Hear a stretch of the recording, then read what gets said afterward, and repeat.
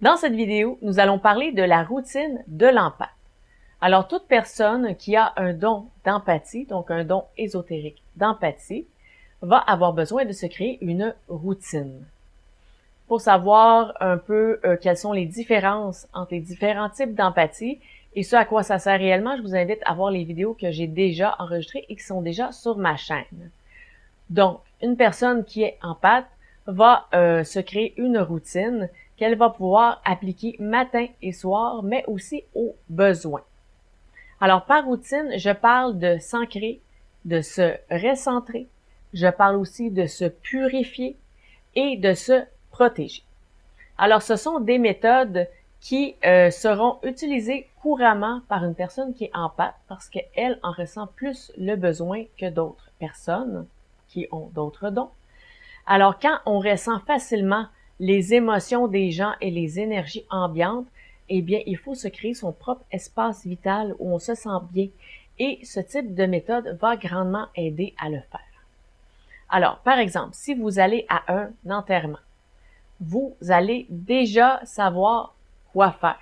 Vous n'irez pas là-bas sans préparation pour revenir ensuite et vous sentir tellement mal en vous demandant qu'est-ce que vous pourriez faire, mais une fois que vous êtes dans cet état négatif.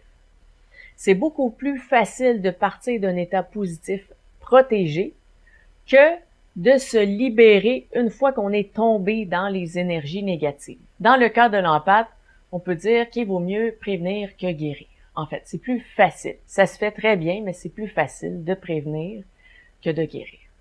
Alors, quand je parle d'ancrage, de purification ou autre, il ne s'agit pas nécessairement de faire de la méditation ou d'acheter de l'encens.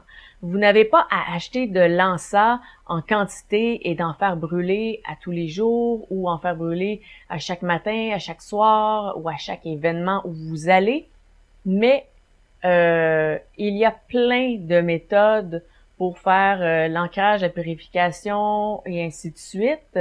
Et il faut aussi trouver sa méthode. Et la méthode ne sera pas nécessairement celle de tout le monde ou celle qu'on préconise en général. Par exemple, on peut se purifier en dansant. On peut se purifier en chantant parce que la voix crée des vibrations, des fréquences et elle va nettoyer tout ce qui est autour de nous. Elle va non seulement nettoyer nous et nos champs d'énergie, mais aussi la pièce dans laquelle on est, peut-être même la maison dans laquelle on est. Donc, personnellement, j'écoute de la musique. Donc, si je vais à une fête et que l'ambiance n'était pas super ou que l'ambiance était peut-être en contradiction avec mon état personnel et ou avec l'état que je souhaite conserver, eh bien, je vais écouter de la musique dès que je suis de retour à la maison pour retrouver mon état vibratoire à moi, l'état que je recherche, l'état dans lequel je me sens bien. Et vous devez aussi trouver vos astuces à vous. Parce que tout peut se faire, bien sûr, par la méditation. Donc, l'ancrage, se recentrer, se purifier, se protéger. Mais tout ceci peut aussi faire partie des gestes du quotidien. Donc, on peut s'ancrer en étant présent dans notre vie quotidienne, en vivant au jour le jour et en réfléchissant de manière rationnelle et terre à terre. Donc, ça, c'est un peu ma méthode d'ancrage que je viens de vous décrire. Je suis quelqu'un de très terre à terre et de très ancré dans la vie de tous les jours. Et ensuite, on peut se recentrer simplement en s'assoyant quelques minutes dans le silence pour évacuer les sens extérieurs et revenir vers l'intérieur, ce qui peut être fait en mangeant, en prenant sa douche, en faisant n'importe quelle activité calme ou n'importe quelle activité où on n'a pas à réfléchir. Par exemple, en faisant le ménage.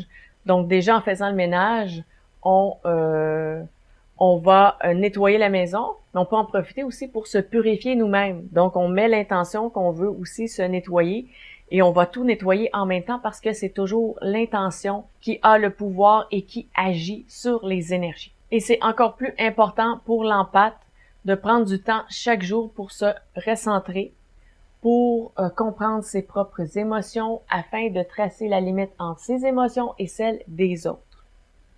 Parce qu'en fait, dans la vie, il va y avoir beaucoup de déclencheurs externes à des émotions internes.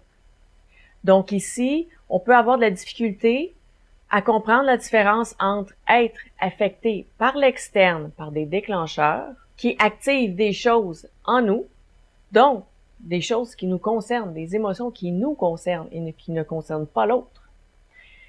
Et donc, faire la différence entre ça et entre le don d'empathie où on ressent réellement l'extérieur et non pas des émotions intérieures qui nous appartiennent personnellement et qui n'ont pas de lien avec l'extérieur. Donc, parfois, on va dire « Ah, je ressens telle émotion venant de telle personne », mais ce ne sera pas l'émotion de la personne, ce sera un déclencheur, quelque chose que la personne a activé, qui a fait vibrer en nous une émotion, mais c'est une émotion qui nous appartient à nous et là, ça ne concerne pas la personne. Donc, il y a une différence ici à faire et c'est à force de se recentrer, de s'ancrer, de se purifier, de se protéger que l'empathe va être capable de faire la différence entre tout ce qui se déroule en lui et à l'extérieur de lui. Et quelles sont aussi les causes de ce qui est ressenti au moment où c'est ressenti. Alors, on peut se purifier, comme je disais, en chantant, en dansant, on évacue les énergies qui ne sont pas les nôtres et on purifie notre intérieur et aussi notre champ énergétique.